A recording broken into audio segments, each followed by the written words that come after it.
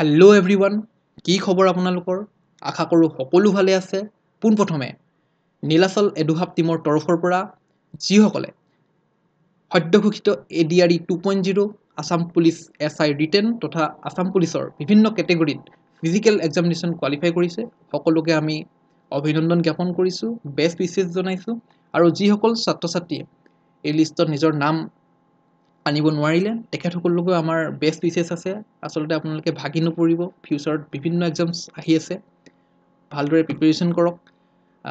আচলতে কি ক'ম, ক্ৰিকেট মেটছ এখন যেতিয়া খেলা যায় তাতে হৰা জিকা থাকিবই, আৰু হাৰিলোঁ মানে এইটো নহয় যে আমি বেয়া খেলিছোঁ আৰু ফিউচাৰত আমি কেতিয়াও নিজিকিম। অভিয়াছলি আমি ফিউচাৰত যদি আৰু ভাল কৰোঁ, আৰু যদি আমাৰ অপনেণ্টতকৈ আমি ভাল ষ্ট্ৰংলি পঢ়োঁ, অভিয়াছলি আমাৰ নামো আহিব। বাকী আপোনালোকে হয়তো গম পাইছেই, আপোনাৰ বিভিন্ন প্লেটফৰ্মত আমাৰ নীলাচল এডুহাব টীমৰ মেম্বাৰসকলে নতুনকৈ এটা ফ্ৰী স্কিল টেষ্ট আৰম্ভ কৰিছে প্ৰিপেৰেশ্যন কৰিবৰ কাৰণে। আচলতে আপোনালোকেতো বহুতে গম পাইছেই, ময়ো আচলতে লাষ্টত পোষ্টাৰখন দি দিম স্কিল টেষ্টৰ কাৰণে। বাকী APSCৰ কালি আচলতে ৰাতি এখন নটিফিকেশ্যন ওলাইছে, জুনিয়ৰ ডেভেলপমেণ্ট অফিচাৰ, এইটো আচলতে আগতে ৰিচাৰ্চ এছিষ্টেণ্ট বুলি কয়, ট্ৰেন্সফৰ্মেশ্যন এণ্ড ডেভেলপমেণ্ট ডিপাৰ্টমেণ্টৰ। তাৰে ভাবিলোঁ অকণমান চমুকৈ আপোনালোকৰ মাজত আলোচনা কৰি দেখাওঁ, ভেকেঞ্চি, চিলেবাছ, চেলাৰী বা জব প্ৰফাইল কেনেকুৱা ধৰণৰ।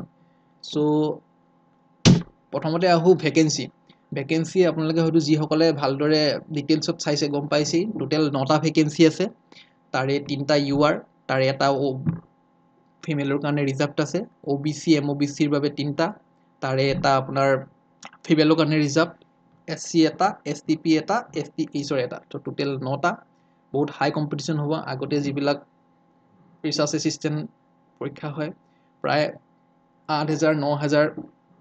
কেণ্ডিডেটছ থাকেই, এবাৰ যিহেতু অকল 9টা post, so' competition will be obviously very high. তাৰপিছত আহোঁ আমাৰ অনলাইন এপ্লিকেশ্যনৰ ডেট। এপ্লিকেশ্যন আপোনাৰ 25 মাৰ্চ 2025 ইতিমধ্যে এতিয়ালৈকে ষ্টাৰ্ট হোৱা নাই, আৰু 5 দিনৰ পিছত ষ্টাৰ্ট হ'ব। ক্ল'চিং ডেট আছে আপোনাৰ 24 এপ্ৰিল 24 এপ্ৰিল 2025। আৰু ইলিজিবিলিটি ক্ৰাইটেৰিয়া এইখিনি আপোনালোকে যিসকলে কম্পিটিটিভ এক্সাম দি থাকে জানেই, ভেলিড ইণ্ডিয়ান চিটিজেন হ'ব লাগিব, বা এমপ্লয়মেণ্ট এক্সচেঞ্জ ৰেজিষ্ট্ৰেশ্যন চাৰ্টিফিকেটখন, বা আমাৰ ভেলিড PRC এইখিনি লাগিবই। আৰু যিসকল নতুনকৈ আহিছে মই তেখেতসকলৰ বাবে আচলতে এইখিনি বস্তু লিখি দিছোঁ। আৰু তাতে আপোনাৰ যিটো এডুকেশ্যন কোৱালিফিকেশ্যন, তাতে অলপ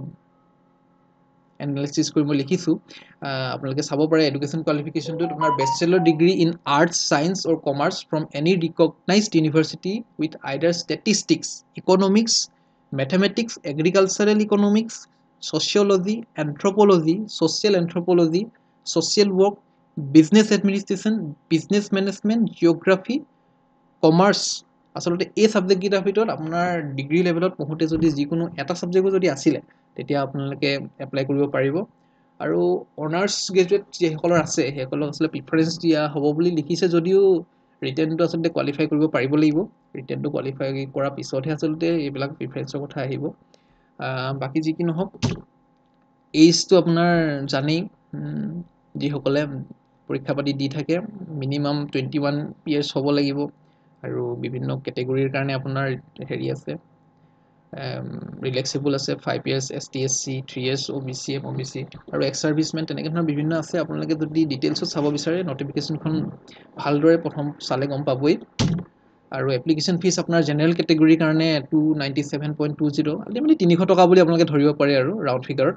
OBC MOBCৰ কাৰণে 200, আৰু ST SC BPL তথা PWDৰ কাৰণে 50 rupees। চ' এতিয়া আমি let us talk a clear overview of the probable syllabus. আচলতে চিলেবাছটো আমি যদি লাষ্ট 2019, 2021, 2022 ৰিচাৰ্চ এছিষ্টেণ্ট বুলি, আগতে যিহেতু জুনিয়ৰ ডেভেলপমেণ্ট অফিচাৰটোক ৰিচাৰ্চ এছিষ্টেণ্ট বুলি কোৱা হয়, তাৰে আমি এটা এনালাইচিছ কৰোঁ, তেতিয়াহ'লে আমি দেখোঁ যে লাষ্ট যিমানকেইটা এক্সাম হৈছে তাৰে MCQ বেছড এখন পেপাৰে থাকে, এটা চিলেবাছ দি দিয়ে, আৰু তাৰপিছত আপোনাৰ তাৰপিছতে 1:5 বা 1:3 ৰেচিঅ'ত এটা ভাইভাৰ কাৰণে চিলেকশ্যন কৰা হয়। আৰু ভাইভাত আপোনাৰ ফাইনেল চিলেকশ্যন ভাইভাৰ হোৱাৰ পিছত আপোনালোকে এইটো APSC এটা প্ৰচেছ হয়, আপোনালোকে জানেই। চ' লাষ্ট যিখন সিলেবাস ৰিচাৰ্চ এছিষ্টেণ্ট হৈছিলে তো তাৰ সিলেবাসটো আচলতে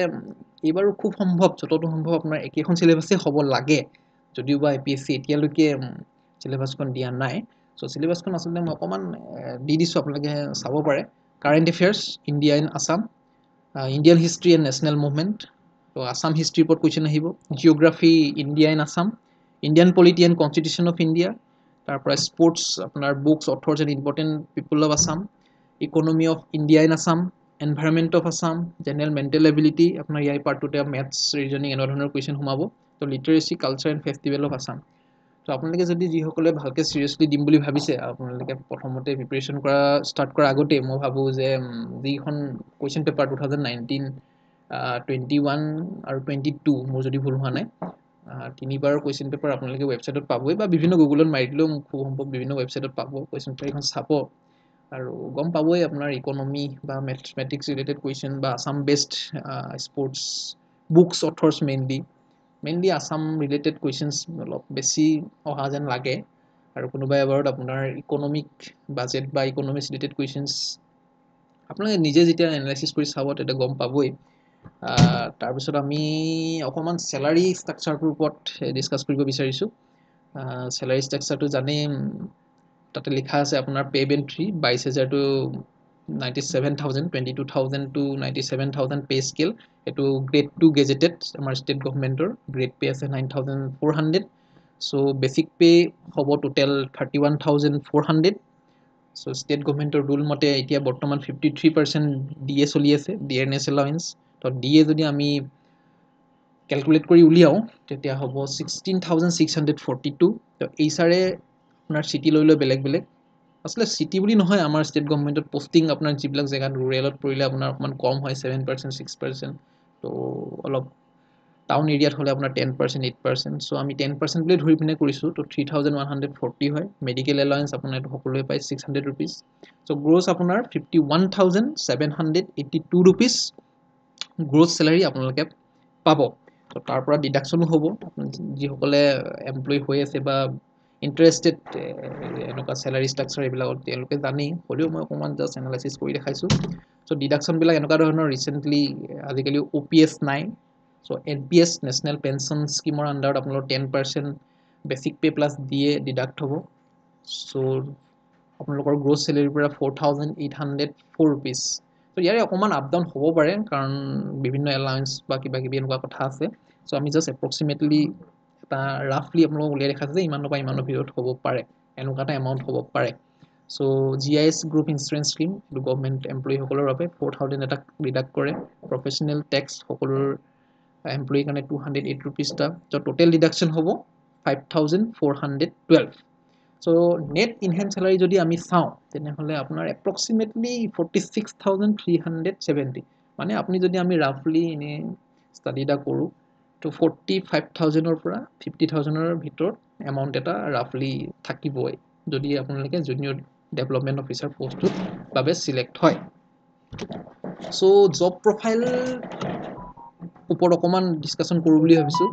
চ' job profile of transformation and ডেভেলপমেণ্ট ডিপাৰ্টমেণ্টটো যিটো আমাৰ জুনিয়ৰ ডেভেলপমেণ্ট অফিচাৰ তাৰ জব প্ৰফাইলটো মই অকণমান ৱেবছাইট চাই মেলি এনেকৈ গম পালোঁ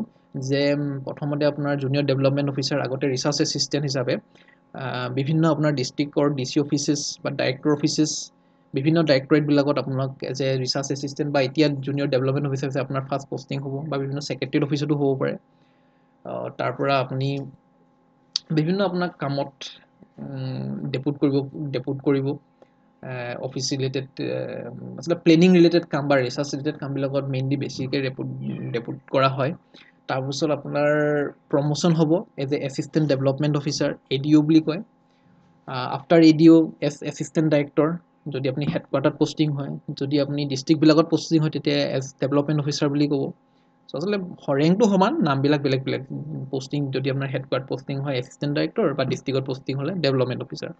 তাৰ পৰাও যদি আপোনাৰ প্ৰমোশ্যন হয় তেতিয়া আপুনি এজ ডেপুটি ডাইৰেক্টৰ বা ডেপুটি যদি ডিভিজনত থাকে ডেপুটি চিফ অফ ডিভিজন বা যদি আপুনি বেলেগ ছেক্টৰত থাকে তেতিয়া এজ ছিনিয়ৰ ডেভেলপমেণ্ট অফিচাৰ তো তেনেকুৱা ধৰণৰ আচলতে জব প্ৰফাইলটো বা তাৰ ওপৰলৈও যাবগৈ পাৰে মই পিছৰখিনি ইমান ষ্টাডি কৰা নাই তাৰপিছত আৰু আমি website transformation and development department government of আছামৰ যেতিয়া আমি ৱেবছাইটটো এনালাইচিছ কৰিছিলোঁ ৱেবছাইটটো এনালাইচিছ কৰি এইটো গম পালোঁ যে আমাৰ টোটেল 6টা ডিভিজন আছে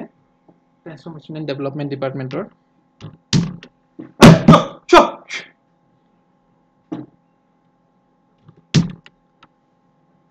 So General Administration Department,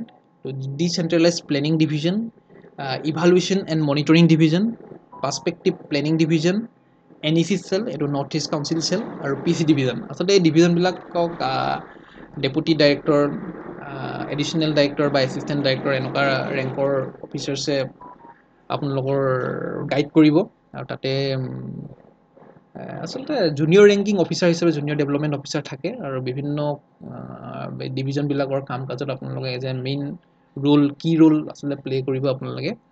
আৰু বেষ্ট উইচেছ থাকিল সকলোকে ভালদৰে দিয়ক আৰু কম্পিটিশ্যন অভিয়াছলি বহুত হাই হ'ব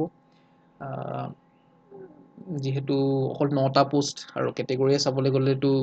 নাই পোষ্ট যি কি নহওক সকলোকে বেষ্ট উইচেছ থাকিল আপোনালোকে ভালকৈ দিয়ক এক্সামটো আৰু আপোনালোকক মই আৰু এটা কথা ক'বলৈ থাকি গৈছিলে কৈছিলোঁ অভিয়াছলি এবাৰ তো আকৌ এবাৰ মই জনাই দিছোঁ যিহেতু আমাৰ skill test 2.0 free course materials আচলতে মেটেৰিয়েলছ বুলি নহয় আচলতে ফ্ৰী ভিডিঅ' লেকচাৰ্ছ বা 1-to-1 গাইডেন্স এনেকুৱা ধৰণৰ বাবে আমাৰ স্কিল টেষ্টৰ বাবে আমাৰ নীলাচল এডুহাব টীমৰ পৰা অলৰেডি ষ্টাৰ্ট কৰিছেই আপোনালোকে যিসকলে আমাৰ টেলিগ্ৰাম গ্ৰুপত সোমোৱা নাই কাইণ্ডলি আপোনালোকে স্কেন কৰি আমাৰ গ্ৰুপত সোমাব পাৰে যিসকলে ৰিটেন কোৱালিফাই কৰিছে মই ভাবোঁ অকল কোৱালিফাই কৰা বা নকৰা বুলি নহয় যিসকলে ইণ্টাৰেষ্টেড কম্পিউটাৰ স্কিল টেষ্ট শিকিবৰ বাবে তেওঁলোকে অভিয়াছলি জইন কৰিব পাৰে শিকিবলৈ আৰু আমি আচলতে এনকাৰেজ কৰিম যিসকলে ADRE 2.0 ৰিটেন কোৱালিফাই কৰিছে তেওঁলোকক আচলতে আমি চিৰিয়াছ কেণ্ডিডেট হিচাপে হ'লে বেছি আমি উপকৃত হ'ম